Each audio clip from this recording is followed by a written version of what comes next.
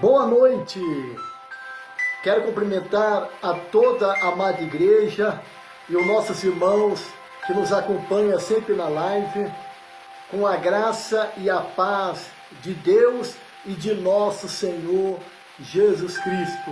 Seja bem-vindo para mais uma reflexão do Salmo de número 114.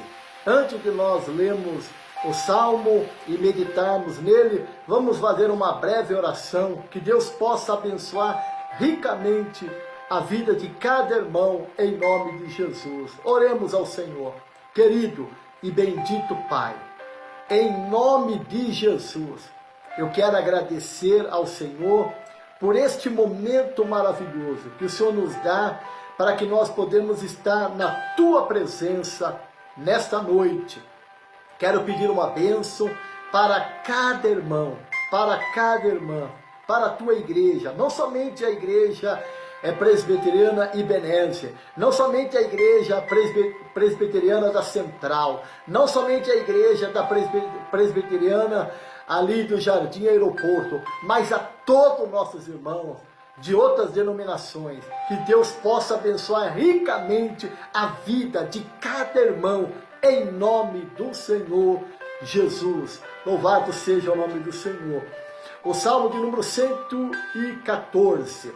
Eu coloquei um título para esse Salmo dizendo: o Deus libertador caminha com o seu povo. Olha para o versículo número 8, diz assim, ó: Ele transformou a rocha em lençóis de água e o rochedo em manancial. O Deus libertador caminha com o seu povo. Esse salmo, ele é muito interessante, porque ele é um hino cantado de maneira simbólica. É um hino cantado de uma maneira simbólica. As maravilhas de Deus ao libertar o seu povo. Olha para o versículo número 3, diz assim, ó: o mar viu isto e fugiu, e o Jordão recuou. Por que é simbólica? Porque o mar aqui simboliza a libertação do povo na escravidão do Egito. O mar, ele simboliza a libertação do povo de Israel lá do Egito. E o Jordão, ele também tem um simbolismo aqui nesse salmo. Ele simboliza a conquista de Jericó e a terra prometida, onde Israel se tornou um sinal da presença de Deus. Então nós vemos aqui que é um salmo maravilhoso, é cantado de uma forma maravilhosa. E a terceira coisa que tem esse salmo tão rico é a criação. A criação treme diante da presença de Deus. Esse salmo era cantado no 8º dia da Páscoa judaica. Então vamos meditar nesse salmo, já que ele é um salmo tão maravilhoso, é um salmo glorioso. Eu gosto muito desse salmo. O Salmo 113 e o Salmo 114, ele é um salmo maravilhoso. Eu gosto demais desse salmo. E alguns historiadores acreditam ou falam que esse salmo, todas as vezes que o povo de Israel vai sentar na mesa para tomar a sua refeição, ele lê, antes de tomar a refeição, esses dois salmos, ele é recitado para um dos componentes da mesa. Ele recita, ele lê esses dois salmos para eles depois se alimentarem, para você ver a grandeza desse salmo. Vamos meditar no salmo. Diz assim, ó, o título fala assim, ó: as maravilhas do Êxodo.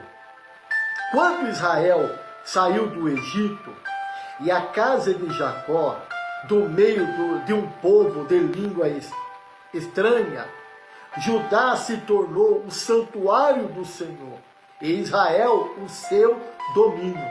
O mar viu isto e fugiu, o Jordão recuou, os montes saltaram como carneiro, e as colinas como cordeiro do rebanho. O que lhe aconteceu, ó mar? Por que você fugiu assim? E você, Jordão, por que recuou? Os montes, por que estão saltando como carneiro?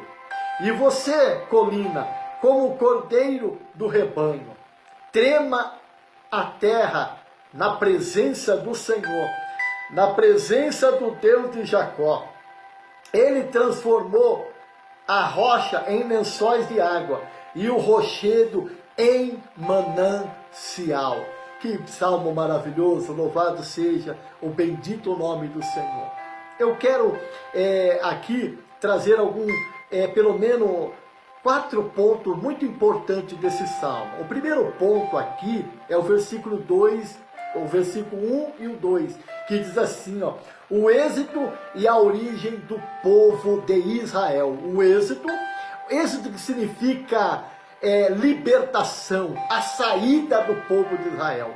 Se o livro de Gênesis fala da origem, Gênesis fala de origem, o livro do Êxodo fala da saída e da libertação do povo de Israel, no capítulo 12, 13 e 14 ali do livro do Êxodo, né? Depois daquela Páscoa, o povo de Israel, a morte ali dos primogênitos, o povo de Israel saiu com a mão poderosa do nosso Deus. Eles saíram ali do Egito. Louvado seja o nome do Senhor. Por isso que fala assim, ó: quando Israel saiu do Egito, a casa de Jacó, no meio de um povo de língua estranha, Judá se tornou o santuário do Senhor, Israel o seu domínio. Louvado seja o nome do Senhor. Segundo ponto que nós queremos frisar nesse salmo, está no versículo 3 e 4,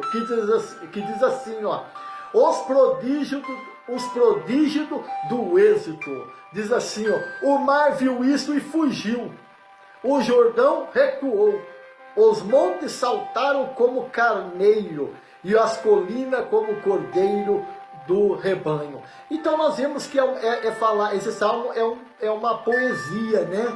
Fala os prodígios do êxito. Então nós vemos que o mar viu isso e fugiu da grandeza, da magnitude do poder do Senhor, né? E ele fala assim: o Jordão recuou-se. Então nós vemos que tanto lá no Êxodo como no livro de Josué, eles puderam contemplar o mar vermelho se abrindo e o rio Jordão se abrindo para o povo de Deus passar. Louvado seja o nome do Senhor. O terceiro ponto que nós queremos frisar aqui está no versículo 5 e o 6, que fala o espanto diante da ação de Deus. O espanto diante da ação de Deus. Fala assim: o que lhe aconteceu, ó mar, para que você fugisse assim? E você, Jordão, por que recuou? Monte, por que estão saltando como carneiro? E você, colina, como cordeiro do rebanho. Você vê que é interessante, né? Quando você olha lá para o Salmo de número 19, né? Os céus proclamam a glória do Senhor e o firmamento anunciam as obras do Senhor, né? E aí ele começa a falar que a natureza, todo o ser, toda a natureza, ela proclama a glória de Deus, mas só que ela proclama de que maneira? Em silêncio, né? Louvado seja o nome do Senhor. Então nós vemos que a natureza, ela se espanta diante da ação de Deus. E o último ponto que eu quero frisar desse salmo está no versículo número 7 e 8, que fala: todo o cosmos participa do processo dessa libertação.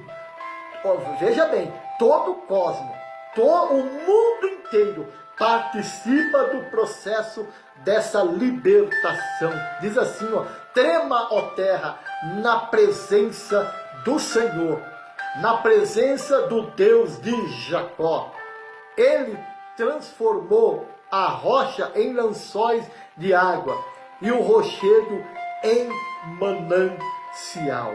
É maravilhoso, né? É maravilhoso, porque nós vemos que eles saíram do Egito e foram para o deserto. E lá no deserto, por 40 anos, o povo de Israel foi alimentado pelo Senhor. Deus permitiu, Deus fez com que da rocha saísse água. E eles foram alimentados, beberam água por 40 anos da rocha.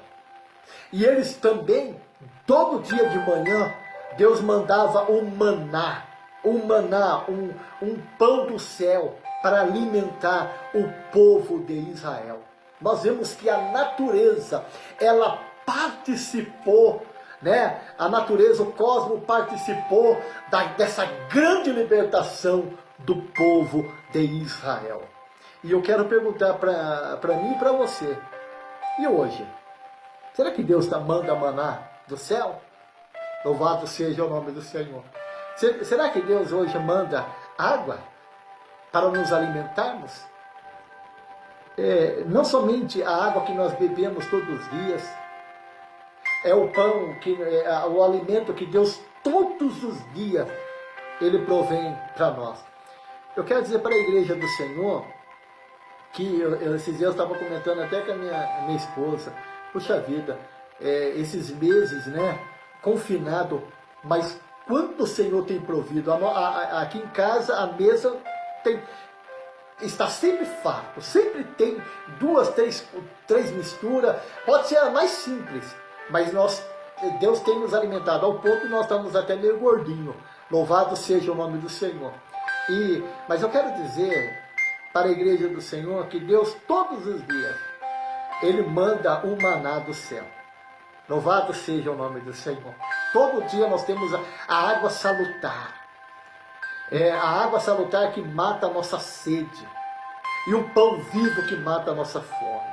Todos os dias Deus tem provido esse alimento espiritual, porque nem só de pão vive o homem, mas de toda a palavra que sai da boca do Senhor, Deus nos alimenta. Eu acredito que Deus tem alimentado ricamente a igreja do Senhor. Amém? Vamos orar ao Senhor, pedir para que o Senhor continue nos sustentando com a tua palavra até o dia de hoje para a nossa vida. Querido Papai do céu, em nome de Jesus, eu quero nesse momento, Pai, agradecer. Obrigado por esta palavra. Obrigado, Senhor, por este alimento, essa água salutar que mata a nossa sede espiritual. Também esse pão, Pai, que todos os dias, Senhor, o Senhor manda cedo, no Salmo de manhã, 7 horas, e às 19 horas, o Senhor está sempre nos alimentando, nesses devocional de calmaria. E o Senhor também tem suprido a necessidade até das criancinhas, Pai, dando sempre o alimento para as crianças e também para os adolescentes, Pai querido. Pai, o Senhor tem provido para cada um de nós, Pai querido, esse pão vivo que é descido do céu. Pai, eu quero pedir uma bênção para a igreja Ebenezer, para todos os nossos irmãos que sempre tem nos acompanhado na live. Eu quero pedir para a nossa cidade de Itu, o nosso prefeito da cidade de Itu, o nosso querido irmão, querido prefeito Guilherme Gazola, e também para os vereadores, para o nosso governador do estado de São Paulo, o João Dori, para a sua equipe, e também para o nosso presidente, que preside o nosso presidente Bolsonaro, a sua família, toda a sua equipe, ali em Brasília, os nossos deputados estaduais, os federais, os senadores, também para o nosso Brasil, Pai querido. Pai, abençoando também, Senhor, no nome de Jesus, as outras nações. Pai, abençoa o teu povo, Pai. Nós pedimos também para que o Senhor, através dessa live, o Senhor pode salvar almas, Pai. Pode libertar almas, Pai, que nesse momento estão, Pai querido, aflita, angustiada, Pai, até mesmo com síndrome de pânico. Pai querido, estão, Pai querido, com depressão, uma ansiedade exacerbada, Senhor. Senhor, no nome de Jesus, abençoa. Essa é a minha oração e eu faço agradecido em nome bendito e santo do Senhor Jesus. Muito obrigado. Eu estou vendo aqui todos os nossos irmãos que estão nos acompanhando. Que Deus possa abençoar a vida de cada irmão, em nome do Senhor Jesus. A paz do Senhor, Deus abençoe. Quero fazer um convite para você, sábado às 19h30, depois da oração da SAF, nós temos um programa, um trabalho da UPH. Nós vamos falar sobre as 4 parábolas de Mateus, capítulo número 24 e 25. O que fazer enquanto Jesus não vem? Amém? Que Deus abençoe a igreja, no nome de Jesus. A paz do Senhor, amém.